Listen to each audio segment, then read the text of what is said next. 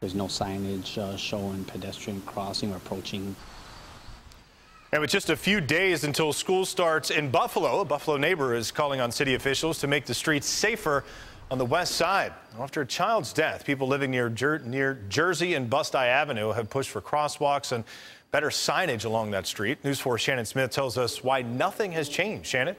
Well, Dave, Elliot Velasquez says all summer he's waited for something to be done along his street, like more speed limit or crosswalk signs or even a speed hump. He says he hopes his street is now on the city's radar and he wants to see something change. There's been signage that's been put all around the school district here as we petitioned, but they forgot to take care of Busti Avenue. When Elliot Velasquez pushed for a pedestrian crosswalk and signs on his block last fall, he thought he'd see a difference by now, especially with school number 3 being right around the corner. Stripes have never been put at the corner of Busti and Jersey to actually, have a safe crossing for the kids. Now, almost a year after his neighbor, 9-year-old Shamson Fidel, was hit and killed by a car near Busti in Jersey, Velasquez is still waiting. Drivers can see that there's a line there. Let's approach with caution. Back in November, Mayor Byron Brown announced temporary speed humps like this would be rotated in certain neighborhoods throughout the city. And by February of this year,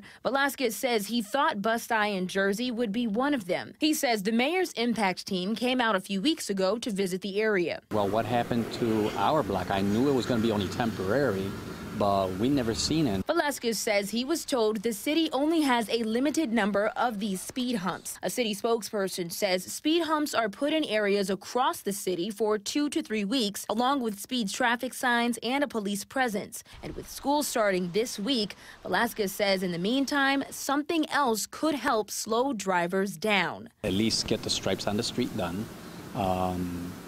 Bring more. They did mention even bringing more police presence to enforce the traffic rules here in this strip because they know this is one of the hot spots.